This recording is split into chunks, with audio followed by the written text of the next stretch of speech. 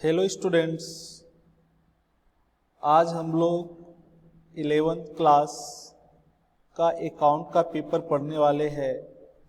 और आज जो हम स्टार्ट करेंगे बच्चे चैप्टर नंबर फर्स्ट जो है हिसाबी पद्धति और उसके पारिभाषिक शब्द। तो इसमें आगे देखते हैं बच्चे, सबसे पहले हम लोग अकाउंट समझेंगे कि सर अकाउंट्स का मतलब क्या होता है, ठीक है, आखिर इसकी क्या ज़रूरत है।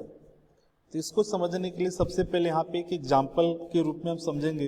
तो सभी बच्चे ध्यान देंगे कि मान लेते बच्चे कि एक व्यक्ति है मिस्टर एक्स, जिन्होंने अपने बिजनेस में 10 लाख रुपया लगाया, ठीक है।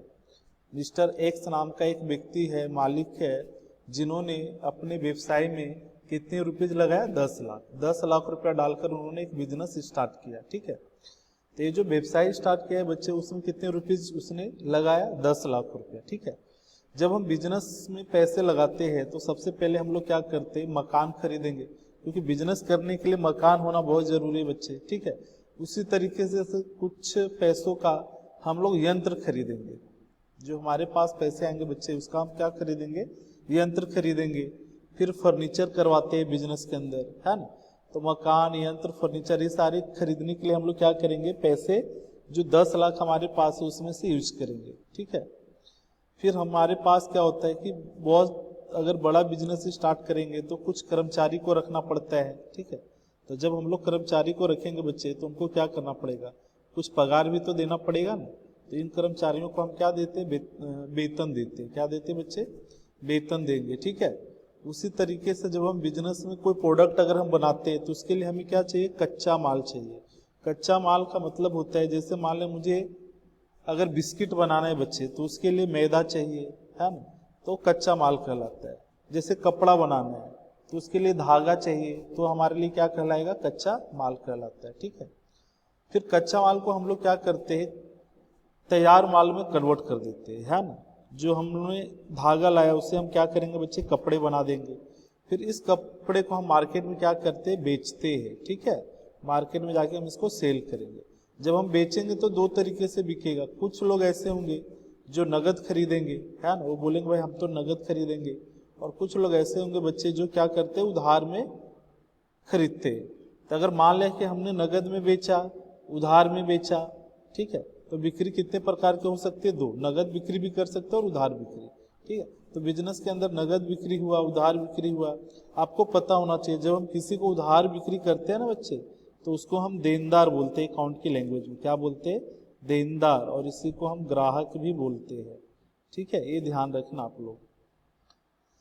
फिर हम कच्चा माल क्या करेंगे, वापस हम लोग खरीदेंगे। तो जब हम कच्चा माल खरीदेंगे बच्चे तो नगद में खरीदेंगे या तो फिर उधार खरीदते हैं, ठीक है।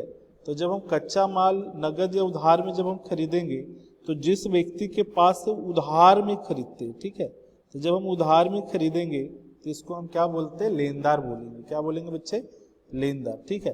अब मुझे बताओ बच्चों, इसमें इतने सारे एंट्री है, ठीक है। अगर इतने सारे एंट्री को अगर मुझे रिकॉर्ड करना है, इसको लिखना है, पहले बताओ कितने सारी एंट्री याद हो सकता है क्या बच्चे। अगर एक मालिक ने 10 लाख रुपए लाकर उसने पहले मकान खरीदा, फिर यंत्र खरीदा, फिर फर्नीचर खरीदा, फिर कर्मचारी को वेतन दिया, ठीक है, फिर उसने कच्चा माल खरीदा, फिर कच्चे माल से उसने तैयार माल बनाया, फिर उसको बेचा भी है तो नगद में बेचा कुछ लोगों को, और कुछ लोगों को उधार में बेचा। और जिसको उधार में बेचा है उसको हम देनदार या ग्राहक कहते। फिर कच्चा माल हमने खरीदा, तो कच्चा माल हमने नगद में भी खरीदते हैं और उधार में भी खरीदते। अगर हमने उधार में खरीदा तो उस व्यक्ति को लेनदार या व्यापारी भी कहते। तो जो इतने सारे जो ट्रांजैक्शन दिख रहे बच्चे, ये सारे जो ट्रांजैक्शन है, इसको याद रखना किसी व्यक्ति की बस की बात नहीं है। कोई एक व्यक्ति इतने सारे चीज को याद नहीं रख सकता। तो इसके लिए लोगों ने क्या सोचा कि क्यों ना हम लोग इसको एक अलग सिस्टम बनाकर हम लोग क्या करें, उसको रिकॉर्ड करें, उसका लेखा करें, उसको लिखे, है ना, ताकि भविष्य में हम उस चीज को भूल ना पाए। तो ये सारे जो व्यवहार हुए यहाँ पे इतने सारे, इस सब को लिखने के लिए हम लोग क्या करते हैं, एक अकाउंट बनाते हैं। क्या बनाते हैं बच्चे, अकाउंट, ठीक है। और ये जो अकाउंट बनाते हैं ना, इसी में हम लोग क्या करते हैं, इसी में हम ये चीजें सीखेंगे कि जो अकाउंट के अंदर है ये सारे व्यवहारों का लेखा किस प्रकार से किया जाता है। ठीक है, तो ये सबको याद रखने की जिम्मेदारी किसकी हो गई आज से? तो सर आज से तो अकाउंट का काम होगा ये सारा मेंटेन करने का। ठीक है, तो अकाउंट बनाने का ही पर्पस होता है बच्चे कि व्यवसाय के अंदर इतने सारे ट्रांजेक्शन होते हैं जिसको याद रखना एक व्यक्ति की बस की बात नहीं है। तो इसको याद रखने के लिए हम लोग क्या करते हैं, अकाउंट पढ़ते। ठीक है, अकाउंट मेंटेन करते और उसी के अंदर हम लेखा जोखा करेंगे। ठीक है, जो हिसाब किताब होगा पूरे व्यवसाय का वो अकाउंट करेगा।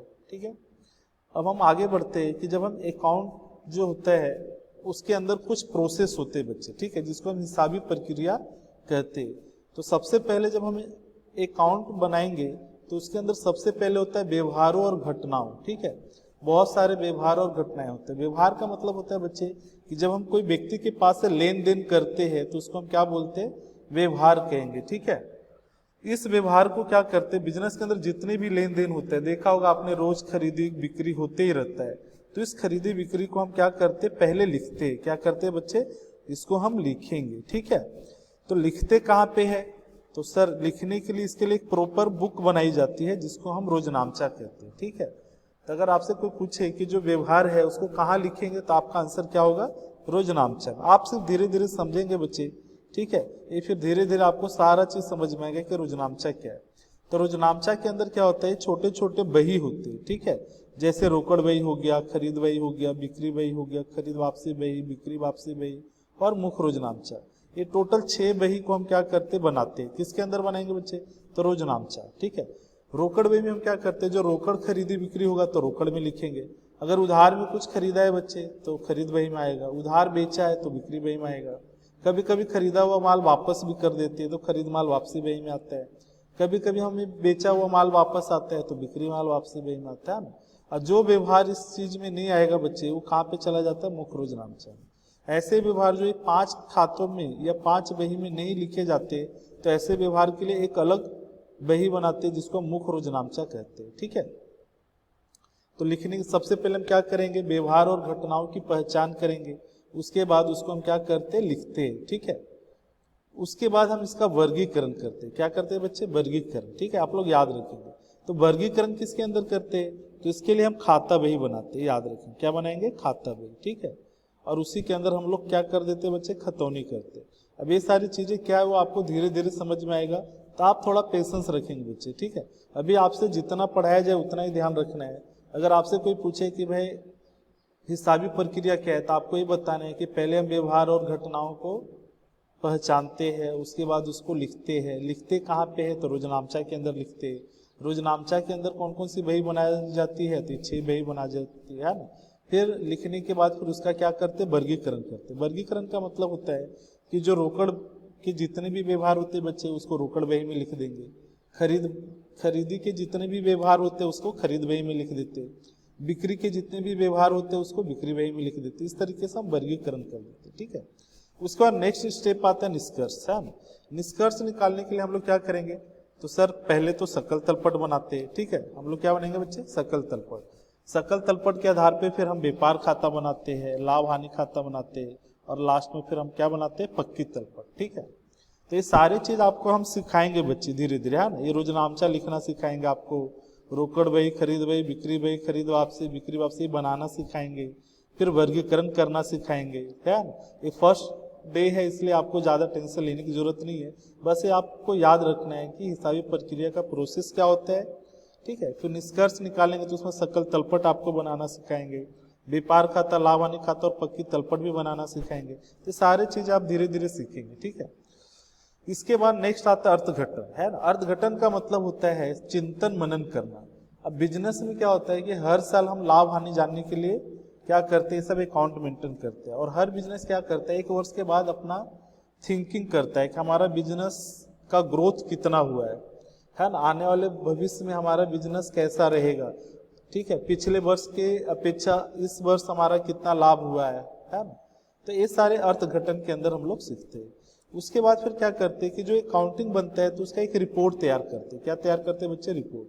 और इस रिपोर्ट को हम क्या करते हैं, लोगों के सामने प्रस्तुत करते। लोगों को हम बताते हैं कि भाई हमारा बिजनेस में इतनी संपत्ति है, इतना दायित्व है, इतना प्रॉफिट हुआ है। ठीक है, ये सारे डिटेल हम लोगों को बताएंगे ताकि लोग क्या करें, ज़्यादा से ज़्यादा लोग हमारे व्यवसाय में इंटरेस्ट ले सके। ठीक है, तो ये तो था हिसाबी प्रक्रिया। इसके बाद आते हैं हिसाबी पद्धति किसे कहते हैं। अगर आपसे कोई पूछे भाई अकाउंटिंग का परिभाषा क्या है, अकाउंटिंग जो होता है बच्चे इसको हिंदी में हिसाबी पद्धति कहते हैं। ठीक है, तो हिसाबी पद्धति किसे कहते हैं, तो आपसे कोई पूछे तो आप क्या बताएंगे कि हिसाबी पद्धति व्यवहारों और घटनाओं जो मौद्रिक लक्षण रखते हैं उन्हें द्रव्य के रूप में लिखने, देखो हमने बताया तो उसको द्रव्य के रूप में क्या करते हैं बच्चे, लिखते हैं। तो जो भी हमारे पास व्यवहार होंगे, घटनाएं होंगे, है ना, और इनका एक चीज याद रखना, जितने भी व्यवहार होते हैं यानी लेन देन, उन कौन से लक्षण रखते हैं बच्चे, मौद्रिक लक्षण रखते हैं। मौद्रिक का मतलब क्या, द्रव्य के रूप में, रुपया पैसा में व्यवहार होना चाहिए। ठीक है, तो ऐसे व्यवहार जो मौद्रिक लक्षण रखते हैं उन्हें हम क्या करते, लिखते हैं। अभी मैंने बताया था कि लिखते कहाँ पे, तो रोजनामचा में लिखते हैं।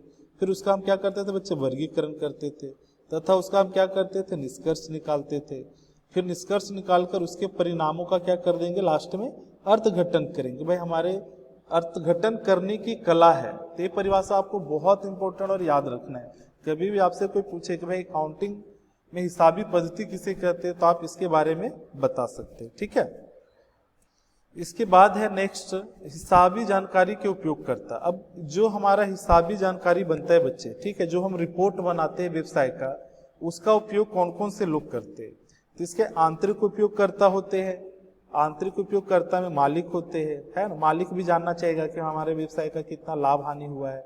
दूसरा संचालक होते हैं बच्चे, संचालक भी जानना चाहेगा कि हमारे व्यवसाय में कितना लाभ हानि हो रहा है ना। व्यवसाय की जो हम बोल सकते हैं बच्चे इसके अंदर कि जो हमारा व्यवसाय है, ठीक है, या जो हमारा कंपनी है, उनको क्या करते हैं, कोई भी निर्णय अगर लेना है तो उनके लिए भी क्या है, हिसाबी जानकारी बहुत जरूरी है। नेक्स्ट आता है कर्मचारी। कर्मचारी के लिए भी क्या होता है बच्चे, जरूरी होता है। जो व्यवसाय के अंदर काम करता है तो भी तो जानना चाहेगा ना कि हम जिस कंपनी में काम कर रहे हैं या जिस व्यवसाय में काम कर रहे हैं वह व्यवसाय कितना अच्छा है, उस व्यवसाय में प्रॉफिट कितना ज्यादा हो रहा है, हम जिस जगह काम कर रहे हैं तो वहाँ पे हमारी जॉब सुरक्षित है या नहीं है, ये सारा चीज कर्मचारी भी जानना चाहता है। तो आंतरिक उपयोगकर्ता में 3 लोग आते हैं, मालिक, संचालक और कर्मचारी। नेक्स्ट आता है बाहरी उपयोगकर्ता, जो बिजनेस के बाहर के लोग होते हैं, जैसे अंशधारी। अंशधारी ऐसे व्यक्ति होते हैं बच्चे जो दूसरों कंपनी में क्या करते हैं, पैसे लगाते हैं ना, शेयर खरीदते। आपने सुना होगा कि एक आदमी ने 5,000 रुपया का शेयर खरीदा या उन्होंने 200 रुपये का शेयर खरीदा, है ना। तो जो अंशधारी होते हैं वो दूसरे कंपनी के क्या खरीदते, शेयर खरीदते। तो शेयर खरीदने से पहले वो जानना चाहेगा कि उस बिजनेस का प्रॉफिट और लॉस कितना है।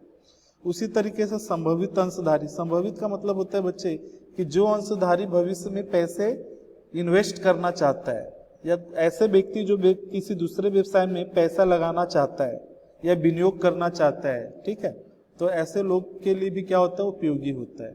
लेनदार, लेनदार मतलब क्या है कि हम जिस व्यक्ति के पास से उधार पे माल खरीदते हैं उसको हम क्या बोलते हैं, लेनदार। तो जिस व्यक्ति के पास से हम माल उधार खरीदेंगे बच्चे, तो जो लेनदार है वो भी तो हमारा हिसाब किताब देखेगा कि भाई हम प्रॉफिट कर रहे हैं कि नहीं कर रहे। अगर हमारे बिजनेस में बहुत कर्जा है तो हमें कोई उधार देगा क्या, कोई नहीं देता, ठीक है। इसके लिए लेनदार भी क्या करता है, हमारी हिसाबी जानकारी का उपयोग करता है। उसके बाद है ग्राहक। ग्राहक भी तो जानना चाहेगा बच्चे कि हमारे बिजनेस में जो प्रॉफिट है वो कितना है, हम जो प्रोडक्ट बनाते हैं उसका कॉस्ट कितना है ना। ऐसा तो नहीं कि हम बहुत महंगी प्रोडक्ट बना रहे हैं जो ग्राहक को ज़्यादा दिक्कत कर रहा है।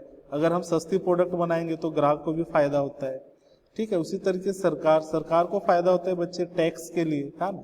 सरकार जानना चाहेगा कि भाई कौन सा बिजनेस कितना पैसा कमा रहा है, ठीक है, और उसके हिसाब से वो लोग क्या करते हैं, हमसे टैक्स भी वसूल करते हैं, ठीक है। तो सरकार को भी फायदा है। कर सत्ताधारी, जिसको हम कर सत्ताधारी का मतलब होता है बच्चे कि जो टैक्स वसूलते हैं, ठीक है, जो अलग अलग कंपनी के आवक को ध्यान में रखकर क्या करते हैं, वो लोग टैक्स डिसाइड करते हैं कि इस बिजनेस से कितना टैक्स हमें वसूल करना है, ठीक है बच्चे। तो आज की वीडियो में हम इतने ही ध्यान देखेंगे। नेक्स्ट टॉपिक हम नेक्स्ट वीडियो में डिस्कस करेंगे। अभी इस वीडियो को फिलहाल इतना ही समझेंगे बच्चे, ठीक है। आगे आने वाले लेक्चर में हम आपको और डिटेल से समझाएंगे। तो आज के लिए इतना ही, ओके बच्चे।